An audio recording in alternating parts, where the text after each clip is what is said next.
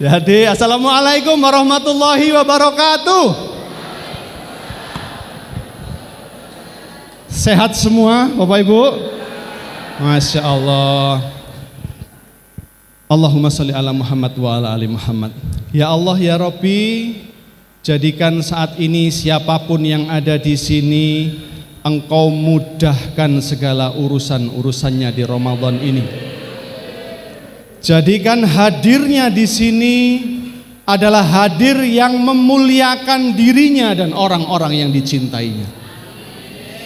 Jadikan semua yang ada di sini ya Allah Kau mudahkan dari cara yang tidak diduga-duga, min haitsu la yahtasib, karena takwanya, karena harapannya untuk ilmu memperbaiki diri di Darul Arqam ini.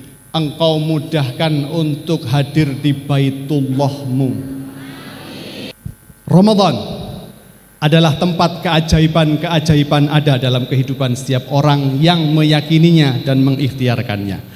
Maka insya Allah ini Bapak, Ibu, Ustadz, Ustazah yang saat ini ada di sini dan punya harapan-harapan baik, ini saat yang mustajabah.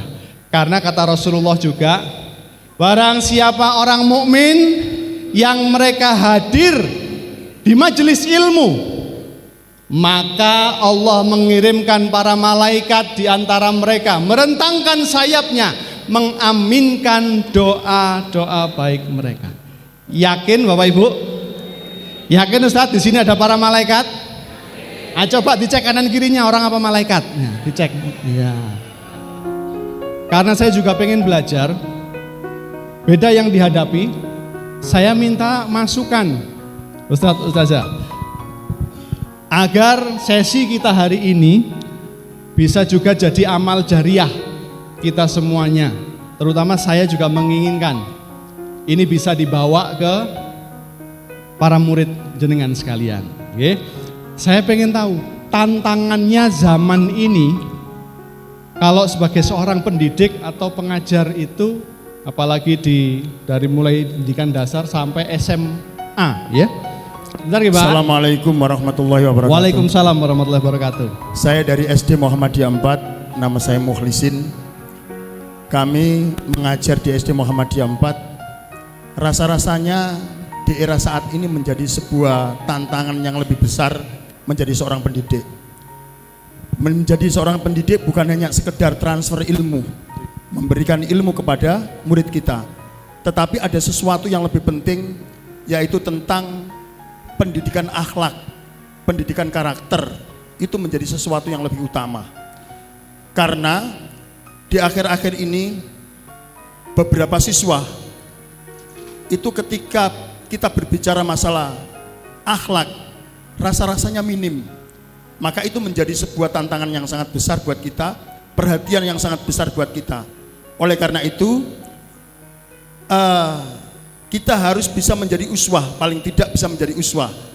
Bisa menjadi uswah saja itu juga sangat susah, karena uswahnya mereka, uswahnya anak-anak itu bukan lagi menuju kepada guru, tetapi ada uswah-uswah digital, influencer, uswah digital yang menjadi barometer bagi anak-anak dan bahkan merubah sikap anak-anak mungkin 95% bagi anak-anak yang mungkin perhatiannya terhadap orang tua terhadap anak itu kecil, tetapi kalau perhatiannya terhadap orang tua, perhatiannya terhadap anak itu lebih besar dan terkoneksi antara program sekolah dengan orang tua itu nyambung, itu mungkin akan terselamatkan. Tetapi ketika orang tua itu lepas sama sekali, pendidikan itu diserahkan kepada sekolah, itu menjadi tantangan besar buat kita. Mungkin itu yang bisa kami sampaikan. Mudah-mudahan ini menjadi renungan bersama. Amin. Dan uswah digital itu memang harus kita harus kita tutup rapat-rapat, tapi uswah keteladanan yang sesungguhnya dan istiqomah itu menjadi sesuatu yang penting buat kita. Itu yang bisa kami sampaikan. Baik, sekian, assalamualaikum warahmatullahi wabarakatuh. Pak siapa Pak, maaf? Mukhlisin. Pak Mukhlisin. Nah, alhamdulillah. Monggo yang sebelah sana. Ya. Tadi ada satu lagi sebelah sana Bapak ya, sebentar. Assalamualaikum warahmatullahi wabarakatuh. Assalamualaikum, silakan. Saya Bu Era dari Semamda. Bu Bu Era. Era ya. Pak Molesin, Bu Era. Iya. Kalau dari SMA tantangannya yang dirasakan oleh guru SMA adalah ketika sosial media itu menormalisasi apa Pak namanya itu ya, ucapan atau kata-kata yang nggak apa-apa. Padahal itu tidak di akhlak itu tidak baik. Contoh ya Pak, ngapunten ini, jir, ya kan? Anjay. Bagi sekolah dulu ketika saya bersekolah, kata-kata seperti itu dianggap tabu. Tapi sekarang dengan adanya sosmed kok semuanya influencer pun juga mengungkapkan hal tersebut. Jadi pahamnya anak-anak ya udah itu ya slang aja supaya kita lebih akrab antara kamu dan aku gitu. Itu yang pertama untuk tantangannya. Kemudian untuk tantangan yang kedua adalah ketika orang tua itu bekerjanya dalam tanda kutip 24 jam, maksudnya itu ketika ada permasalahan anak di sekolah itu orang tuanya balik lagi menyerahkan ke sekolah, kita sebagai pihak sekolah mengkomunikasikan dengan baik, tanggapannya ada feedback dari orang tua, tapi karena orang tuanya terlalu sibuk, akhirnya semuanya itu diletakkan ke sekolah. Padahal harus ada keterkaitan antara anak, orang tua, dan sekolah. Sehingga endingnya orang tua itu biasanya lebih memihak atau mewajarkan anaknya yang kayak gimana. Namanya juga anak-anak, nggak bisa namanya juga anak-anak ya anak-anak. Tapi dari anak-anak itu harus kita kasih pengertian mana yang baik, mana yang tidak. Jadi tantangan yang pertama tadi di sosmed, ungkapan-ungkapan atau slang-slang di sosmed yang dianggap wajar, normal sehingga bisa diikuti oleh anak-anak. Dan yang kedua, orang tua yang menyerahkan sepenuhnya permasalahan kepada sekolah, padahal harusnya bisa bekerja sama. Kemudian untuk tantangan yang ketiga ini tantangan yang ketiga dari yang terkadang guru itu ketika sudah dikasih, misalkan wali kelas nih ya, wali kelas dikasih anaknya yang seperti ini, nah kalau cobaannya beberapa anak saja itu masih bisa tough, masih bisa tahan gitu ya. Tapi kalau ternyata sekelasnya begitu semua dan bapak ibu gurunya juga punya masalah sendiri, tidak. Gurunya punya masalah sendiri. Tidak. Catat. Tidak Pak. Nah artinya hal-hal seperti itu kembali lagi kalau menurut saya tantangan yang dialami dari guru-guru ini tadi yang saya utarakan itu tadi bisa diatasi atau bisa diberi solusi jika ketiganya bersinergi, yaitu orang tua, anak, dan siswa. Cuman ya ini kadang-kadang tidak connect begitu. Terima kasih. Assalamualaikum warahmatullahi wabarakatuh. Waalaikumsalam warahmatullahi wabarakatuh. Bu Era ya, terima kasih Bu Era ya, alhamdulillah, masya Allah, curhatan diterima. Mungkin dari ada satu lagi ya. Assalamualaikum warahmatullahi wabarakatuh. Waalaikumsalam warahmatullahi wabarakatuh. Silakan Bapak, nama? Samsu Hudaya dari SMA Muhammadiyah 2. Menurut saya tantangan hari ini adalah seperti sebuah film berjudul Terminator. Mungkin Bapak Ibu tahu tentang Terminator? Arnold Suasana Segar Pak. Nggih, betul. Ya. Itu manusia itu dihabisi oleh mesin-mesin. Dan menurut saya ini salah satu dampak dari 2,5 tahun yang lalu saat kita pandemi. Tidak hanya anak, tidak hanya Bapak Ibu guru, seluruh yang ada di negara, tidak hanya di Indonesia, di semua negara itu dihadapkan pada mesin. Pembelajaran lewat Google, pembelajaran lewat mesin. Makanya kenapa saya mengatakan kita ini berhadapan dengan masa seperti yang dirilis oleh sebuah judul film Terminator, sehingga pikiran kita menjadi sebuah mesin. Apa yang kita lakukan seperti sebuah mesin, yang mesin itu kehilangan yang namanya hati nurani. Sehingga salah satu yang saya garis bawahi, semua, tidak hanya murid, tidak hanya guru, tidak hanya orang tua, semuanya itu mulai kehilangan jati dirinya.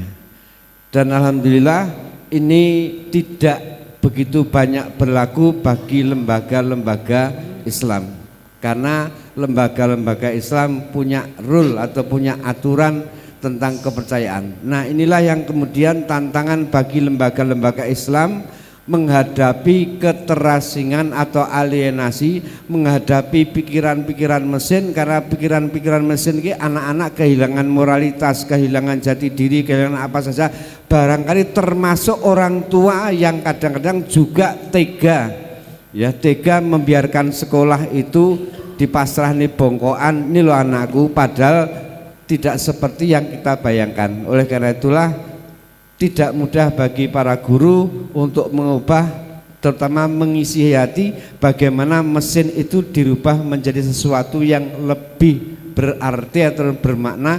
Nah, di sini peran Bapak Ibu, jadikanlah hati sebagai dasar mendidik. Demikian, Assalamualaikum warahmatullahi wabarakatuh.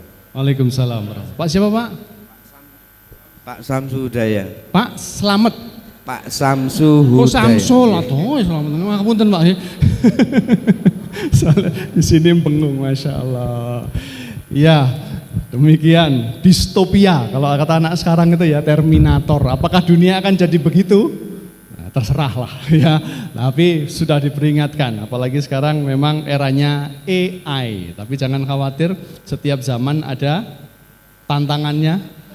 Dan yang tidak berubah adalah Al-Quran, Allah, Rasulullah ada untuk setiap zaman.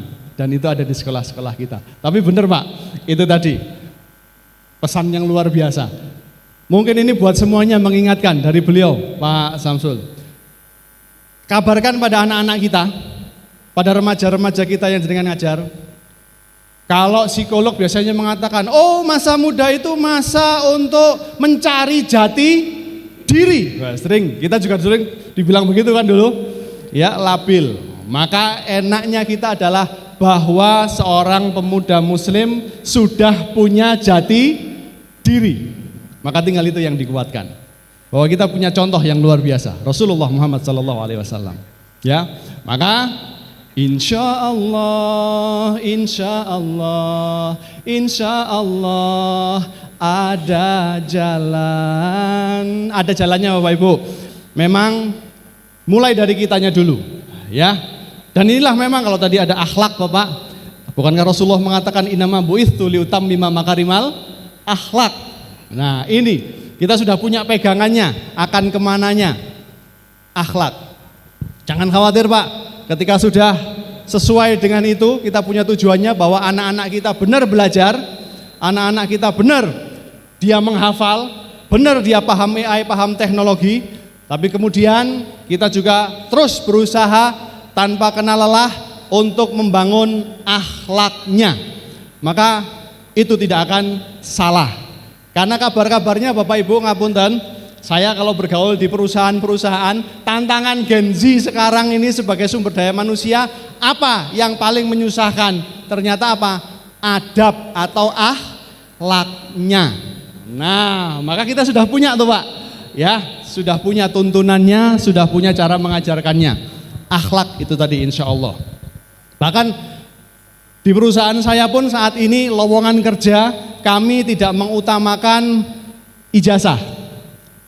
Tapi kita tes selama dia sebulan, setelah itu yang kami wawancara adalah teman-teman sekerjanya.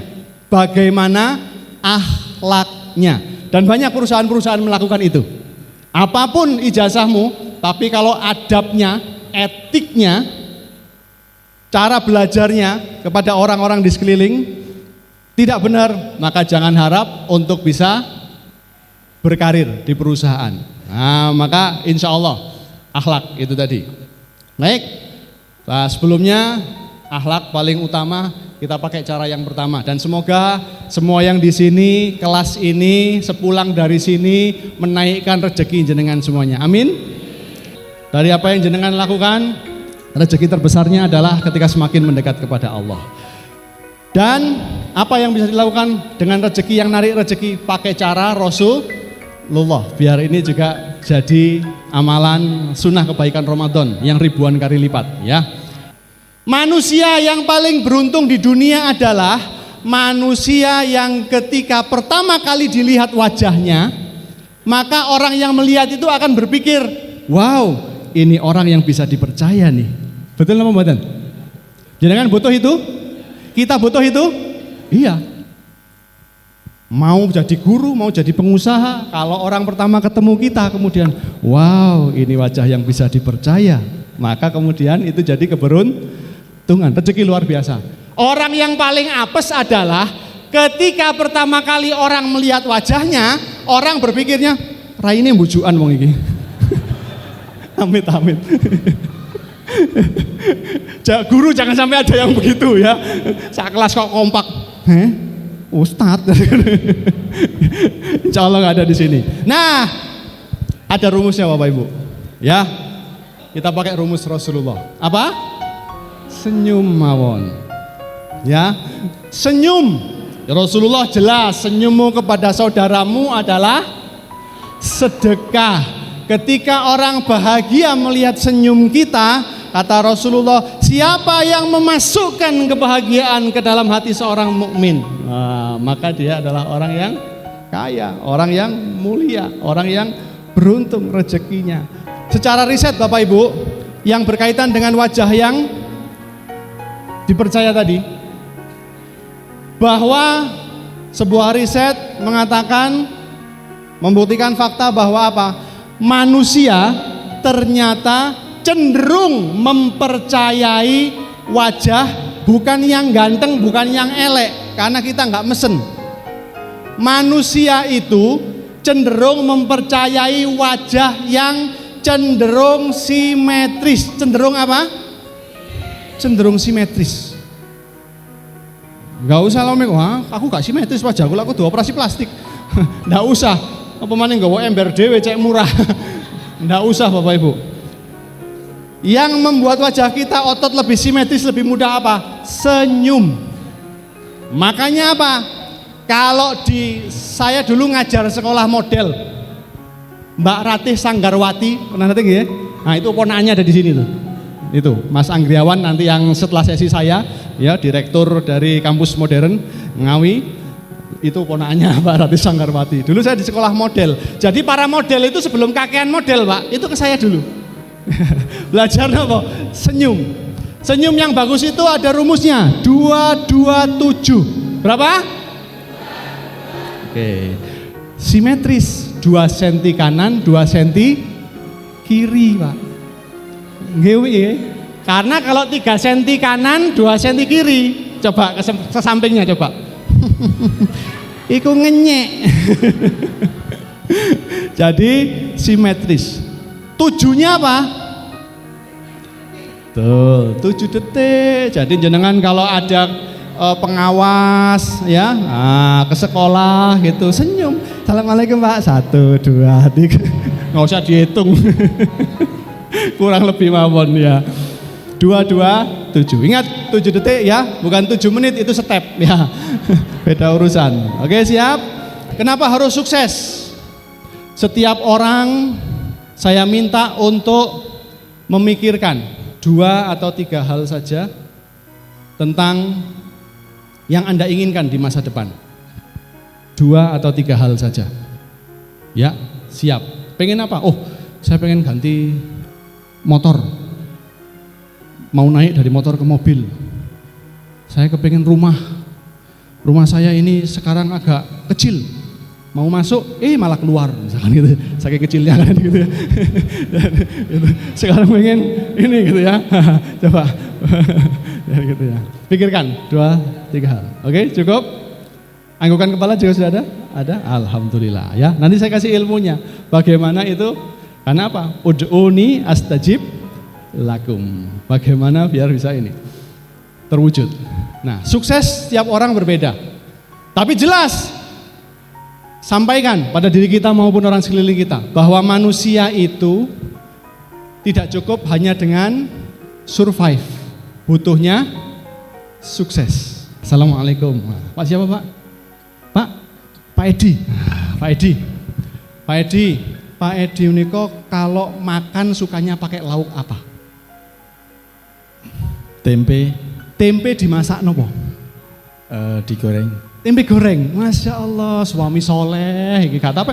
Pengeluaran nggak terlalu ini ya. Pasti skincare istrinya mantep ini, yang mahal-mahal. Buat sendiri tempe goreng Pak. Nggak pakai bumbu apa gitu, cukup dibumbuin apa gitu? Cukup digoreng. Cukup digoreng loh, kandani kok. Ya, ada istrinya nggak ada Pak ya? Nggak ada, alhamdulillah. Kecap, langsung. Pak Edi, dari tempe goreng sama nasi gitu ya. Nah. Jadi saya mau menawarkan ke Pak Edi, saya mau nanggung makannya jenengan sampai 5 tahun ke depan, tapi syaratnya pagi sego tempe goreng, siang sego tempe goreng, malam sego tempe goreng, 5 tahun. Gratis Pak, pripun Pak? Diterima nggak Pak ya? Mikir. Ya, terima kasih. Terima kasih itu apa Pak? Terima kasih aku iso tuku dhewe liyane Pak. Terima kasih Pak Edi. Bapak Ibu, ini sekedar simulasi ya. Pertanyaan saya, Bapak-bapak, Ibu-ibu, 5 tahun lagi Pak Edi, pagi siang sore tempe karo sego. 5 tahun lagi beliau masih hidup enggak? Masih hidup? Masih. Mbok modele kayak tempe Bu ya. Tapi pertanyaan selanjutnya, apakah itu hidup buat manusia? Tidak Pak. Karena manusia tidak cukup hanya dengan survive, bertahan hidup. Manusia pasti butuh ada yang berubah dalam kehidupannya. Manusia pasti butuh ada yang lebih dan meningkat dalam kehidupannya. Benar Bapak Ibu? Jenengan Umi, ayo studi sekolah saya tanggung. Tapi SMP, gak S2, S1, S3, sampai 10 tahun kas SMP. Udah gak lucu Pak. Oke, pasti gak mau. Kenapa? Itulah kenapa. Manusia butuh yang namanya sukses. Ada meningkat. Inilah fitrahnya manusia. Maka itulah kenapa kita butuh naik sesuatu yang baru. Dan ini fitrah, dan Allah tahu ini. Maka apa yang bisa kita lakukan? Ada 4 aksi sukses. Agar kesuksesannya signifikan.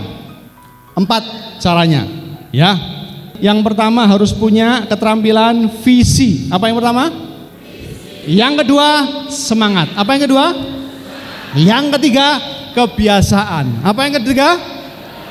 Yang keempat, syukur. Ya, hafal Rasulullah Sallallahu Alaihi Wasallam.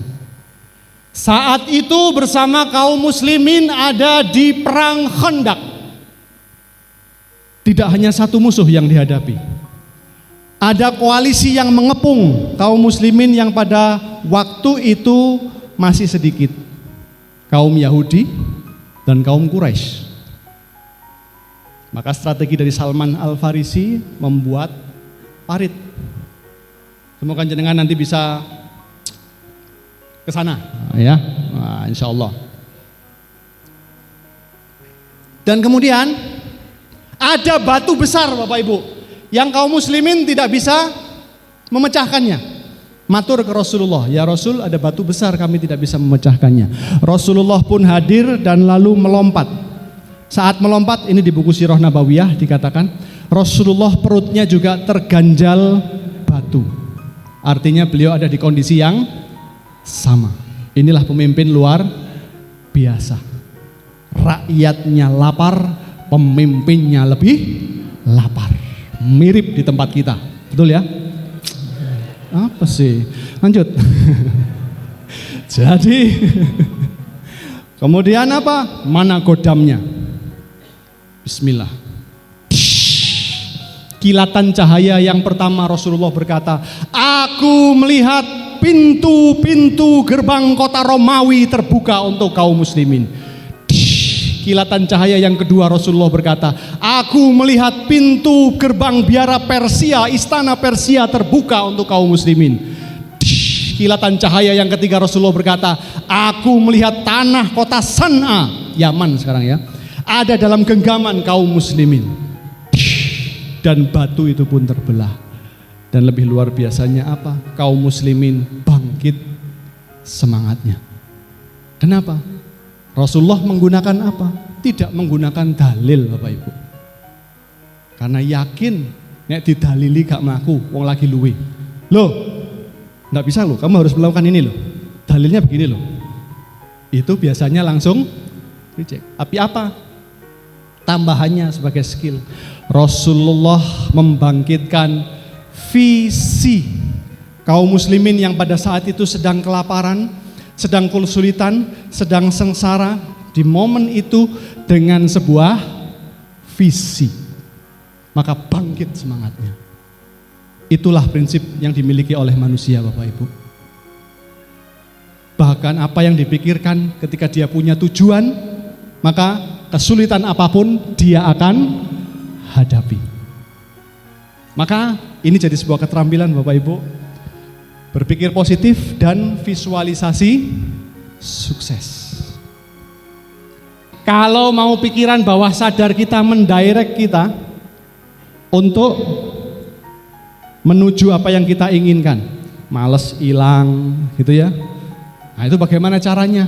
Tantangan sengsara jadi tidak terperhatikan. Kenapa? Karena punya satu tujuan, satu visi. Ada seseorang bernama Sylvester Stallone. Dia dilahirkan tidak sempurna, cacat. Bibirnya agak tidak simetris, jadi ngomongnya bahasa Perancisnya pelo, gitu, ya. Tapi dia lahir dari keluarga miskin memang, kelainan saraf muka, berbicara cedal, tapi dia bersemangat dan tekad menjadi aktor terkenal. Pak, Bu, jadi dia sudah menggenggam satu visi. Pokoknya ke depan saya kepingin jadi aktor. Dan kemudian itu dijalani Pak, ke produser, ratusan produser. Sampai kemudian visi itu membuat dia punya kemampuan yang membawa dia mekanisme servonya pada sebuah kemampuan yang dia tarik. Kemampuan apa? Menulis skenario. Maka ini yang ternyata jadi jalan. Kalau aktor lain datang dengan saya pengen jadi aktor, saya audisi pengen jadi aktor, maka dia datang dengan nilai tambah, bahasa lainnya edit value. Dia datang dengan nilai tambah, saya mau jadi aktor dan ini skenario film yang saya pengen mainkan dan Anda bisa produseri. Rocky pada waktu itu Pak, ya masih ingat Bapak ya? Usia sama kita berarti kalau tahu film Rocky. Sekarang yang agak baru Expendable, ya yang ada sama Iko Uwais. Ya, nilai tambah. Kenapa kok saya minta tadi jenengan untuk melihat ke diri sendiri, aku kalau melihat diriku seperti apa, agar Anda tahu nilai tambah Anda. Manusia yang tidak punya nilai tambah, manusia yang tidak berani mengatakan nilai tambahnya, dia tidak akan bertambah dalam hidupnya. Dia akan biasa-biasa saja. Dan bahkan dilupakan. Dan bahkan gak ada yang bantu Pak, karena gak punya tujuan. PR dengan semuanya Bapak Ibu, satu, visinya apa ke diri sendiri, lihat nilai tambah masing-masing. Dan kemudian ke anak-anak kita, lihatlah mereka masing-masing punya nilai tambah apa. Oh, dia ternyata AI-nya pinter, apresiasi. Oh, dia ternyata nang kelas ngomong tok, ya Allah. Oh, berarti dia calon pembicara. Wah, iki umek kae, muter ae. Kurir. Ke kelas sana. Ke kelas sana. Iya Pak, iku biasane ngono. Bapaknya JNE iku. Nanti mikirnya seperti itu. Wih, ada potensi nih, ada potensi. Bahkan mulai dari kecil, itu membuat kita lebih berbesar hati. Kita punya visi, kita punya doa. Baik, saya memulai sebagai motivator dari guru TK. Dari guru TK Bapak Ibu. Dari mulai kecil itu sudah ada anak ini. Jadi bagian dari doa kita. Mas Zen, dunia ini ujian, tapi beda kalau sekolah itu ujian yang ngasih soal adalah siapa? Guru. Kalau kamu ujian di sekolah, susah ngerjainnya, nanya sama guru, guru akan marah. Tapi ujian dunia, Allah yang ngasih, Allah yang bikin soalnya, Allah yang pegang jawabannya. Kalau kamu susah, jangan nanya ke yang lain. Bedanya Allah dengan guru adalah Allah selalu akan memberi jalan apapun ujian yang kamu hadapi. Jadi sebenarnya ujian itu yang susah soalnya apa jawabannya sih Pak? Soal sesusah apapun, kalau yang bikin soal ngasih jawaban urusan beres. Jadi gitu Vera ya. Masih sak kelas rupet kabeh Bu, tapi yakin Allah pasti ngasih jalan. Maka miliki nilai tambah, miliki visi Pak. Beranilah untuk ngomongin visi. Punyalah visi. Saya akan jadi guru. Di sini tetap jadi guru, tapi saya akan jadi guru yang motivator. Saya akan jadi guru yang pengusaha. Saya akan jadi guru yang menginspirasi guru-guru yang lain agar memberikan yang terbaik untuk tempatnya bekerja. Berikan nilai tambah. Dan boleh tuh cantumkan apa yang Anda inginkan. Selama mintanya ke Allah itu boleh. Saya kepengen nikah tanggal segini. Motor ganti dengan mobil. Mobil yang sudah bunyi semua, lawange muni, setire muni, beletok gak muni, pengen ganti gitu ya. Silakan. Itu Pak, ya. Dan kemudian visualisasi detail. Jadi bisa buat ngobrol Pak. Ke anak-anak juga begitu. Sering-sering nanya, "Ayo kon mari nek iki dadi apa? Pengen dadi apa?" Bisa jadi mereka berubah-berubah. Sesuai dengan mata pelajaran Anda. Itu tantangannya Pak. Manusia bergerak karena dua hal. Mendekati kesenangan, menjauhi kesengsaraan. Benar apa betul? Yes. Di perusahaan, di sekolah, instansi ada namanya stick and carrot. Teorinya apa? Teori mukul dan apa itu? Reward and punishment. Gitu. Allah juga tahu model kita. Makanya ada yang namanya apa? Surga dan neraka. Maka Pak, untuk kita maupun ke anak-anak, kalau mau kasih semangat, ajak mereka ngobrol. Tadi ya, setelah visinya, apa enaknya? Tadi kan baru enaknya ya.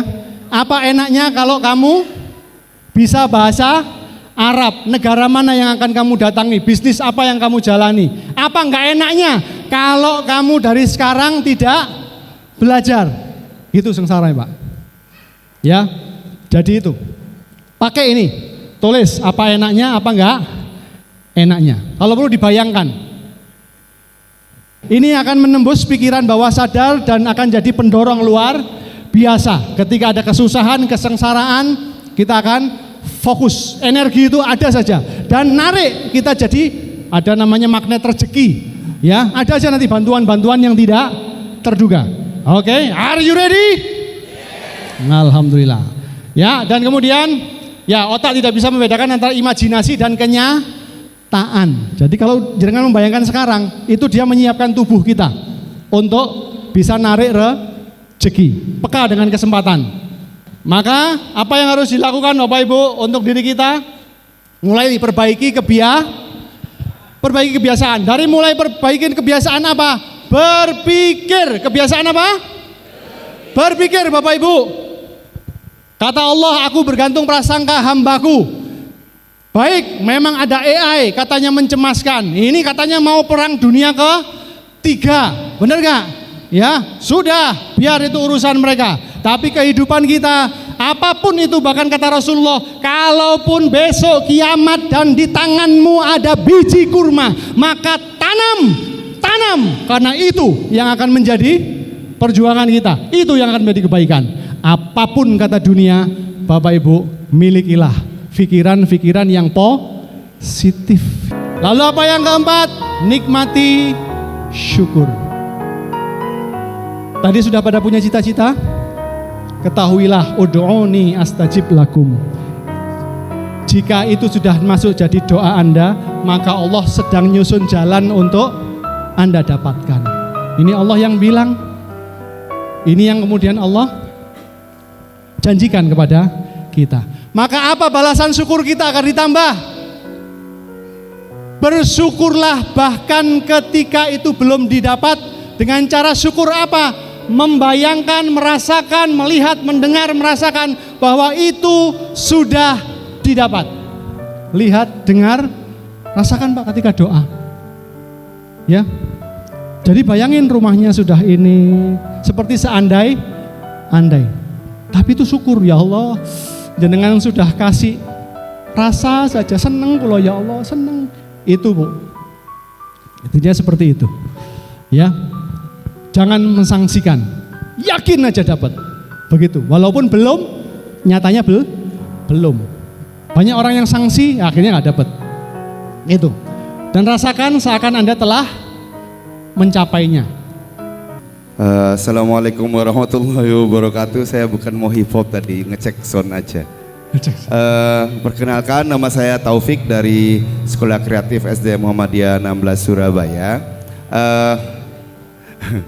Gini Ustaz, saya mau tanya, untuk mengatasi atau cara memotivasi siswa yang gen alpha sekarang ini kan dia main di Moody. Jadi main apa namanya, ngatasi moodinya. Okay. Moody ya, mood. Okay. Ya, ngatasi moodnya itu kadang-kadang naik turun, kadang-kadang semangat, nanti lagi semangatnya tiba-tiba turun. Nah, untuk strategi-strategi apa saja yang bisa kami lakukan di jenjang SD agar anak-anak itu tetap moody sesuai dengan target. Jadi visinya tercapai, tujuannya tercapai, dan mereka bisa istilahnya gini, bisa kita ajak untuk mengevaluasi lagi apa yang sudah mereka lakukan. Seperti itu. Makasih. Baik, selanjutnya. Oke. Assalamualaikum warahmatullahi wabarakatuh. Perkenalkan, saya Mutia Ustadz dari SMP Muhammadiyah 5 Surabaya. Yang ingin saya tanyakan, karena tadi kan Ustadz membahas tentang visi. Nah ini Ustadz, ini visi lebih ke pemimpin dengan tim atau pemimpin dengan organisasi atau lembaga. Jadi ketika pemimpin itu kemudian memiliki visi, namun sebuah tim atau anggotanya belum memiliki kesiapan untuk menjalankan itu, bagaimana cara kita untuk menyelaraskannya? Apakah menurunkan standar visinya atau malah bagaimana gitu Ustadz? Terima kasih. Wassalamualaikum warahmatullahi wabarakatuh. Tadi dikatakan bahwa bagaimana wajah yang dipercaya itu adalah wajah yang simetris. Dan untuk bagaimana kita orang ke orang, pada prinsipnya adalah orang itu cenderung suka sesuatu yang sama Ustaz. Begitupun juga mau anak-anak, mau remaja. Ketika kita connect dengan mereka lewat apa? Lewat kita memahami apa yang mereka sukai. Jadi masuk dari itu dulu Ustaz. Masuk dari itu, pahami mereka. Oh, mereka senangnya ini, baru kita sambungkan. Jadi kita diterima dulu. Ngoten. Ya, masalah naik turun itu pasti semua orang juga begitu. Tapi bagaimana kita bisa masuk ke pikiran bawah sadar mereka dengan mudah, itu kita connect dulu. Nah, connect ini caranya adalah apa? Pelajari hal-hal yang mereka sukai saat ini. Gitu. Ya. Nah, entah dari lagu, entah dari game yang mereka mainkan. Mungkin kita nggak tahu ini, tapi kita mereka ini, bahkan dari ngobrolnya mereka. Begitu. Ya. Nah, saya kadang-kadang kalau jemput anak saya itu sambil ngedengerin anak-anak ini ngomongin tentang opo kayak begitu. Nah, jadi saya pakai buat di rumah untuk connect dengan anak saya. Yang SMA beda lagi, begitu. Bahkan saya belajar,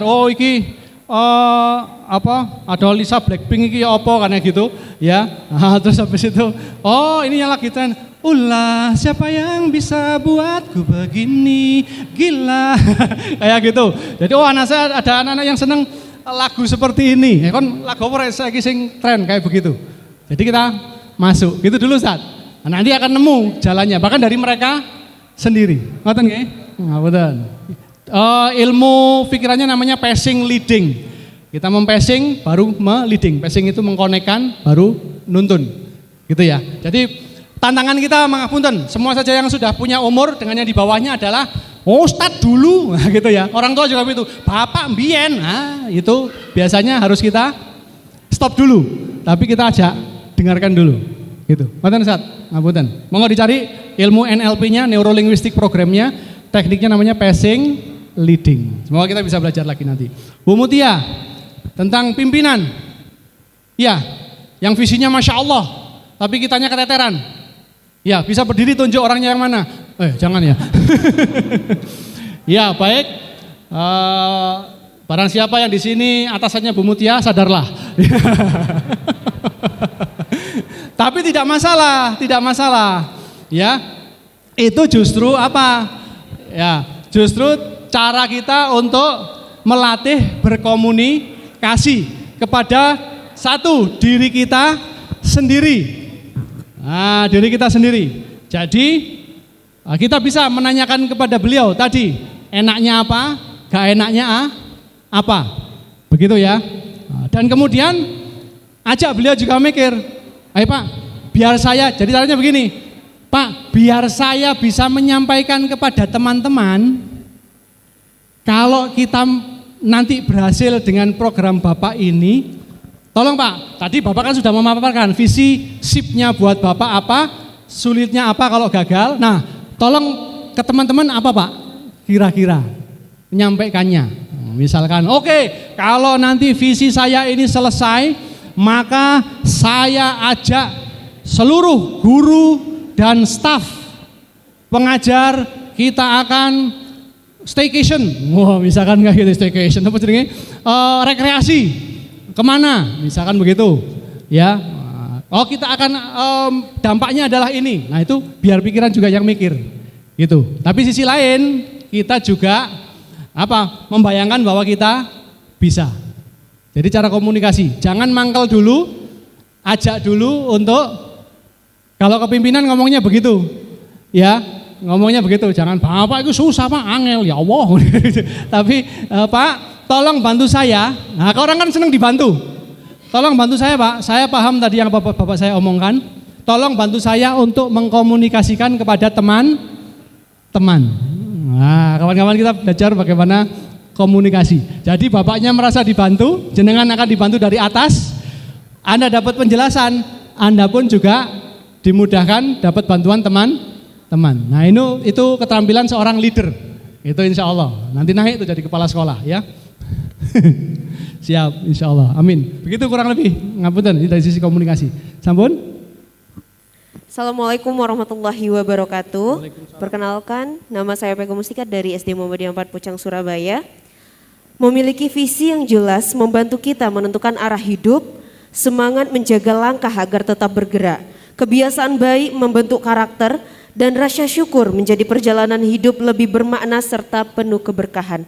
Namun, terkadang dalam kehidupan kita seringkali dihadapkan dalam beberapa kegagalan. Entah itu dalam kehidupan di rumah ataupun di sekolah seperti itu. Nah, bagaimana Ustadz cara kita menjaga semangat kita supaya tetap istiqomah ketika kita menghadapi kegagalan tersebut? Dan bagaimana cara kita memantapkan pola pikir tanpa mengabaikan usaha nyata yang telah kita lakukan? Baik, terima kasih. Wassalamualaikum warahmatullahi wabarakatuh. Waalaikumsalam warahmatullahi wabarakatuh. Alhamdulillah. Ustazah siapa tadi? Vega. Ustazah Vega. Alhamdulillah. Ustazah, tentang kegagalan ya untuk kita semuanya ya. Ya, kata pepatah motivator mengatakan, kegagalan bukanlah sebuah keberhasilan. Pancen. Tapi yang jelas, jangan khawatir, tentang tidak ada manusia yang tidak pernah gagal. Jadi buatlah kegagalan lebih banyak. Jangan sesali kegagalan yang sudah ada, karena masih banyak kegagalan yang lain yang belum kita lakukan. Mumpung masih muda, berani saja selama niatnya di jalan Allah. Dan kemudian kalau ada gagal, yaitu jatah gagal yang sudah jenengan ambil. Tanya orang-orang yang sukses, pasti mereka punya banyak gagal, jatah gagal. Hanya kebalikannya apa? Ada yang sudah diambil dari semenjak muda. Kenapa? Kalau muda gagal, iku nek diseneni gak tapek loro hati. Bodoh sampean niku. Emang gitu. Jadi apa yang saya lakukan biar saya lebih pinter, Pak? Begitu. Kalau sudah ngapunten seusia kami yang sudah sepuh-sepuh, itu kadang-kadang nek disemoni titik gara-gara gak berhasil itu loro hati. Ya, ada yang begitu, tapi yang sudah selesai dengan dirinya tidak masalah. Tapi buat yang muda, sudah, jangan khawatir dengan kegagalan yang masa lalu. Ambil kegagalan-kegagalan di masa depan. Apa itu? Sudah serahkan pada Allah. Ya, jadi begitu. Jadi akan semangat terus. Ngoten, insyaallah ambil jatah gagalnya gitu. Demikian, Pak Agus. Baik, terima kasih Ustadz Zain Abidin. Sekali lagi tepuk tangan yang meriah untuk Ustadz Zain Abidin.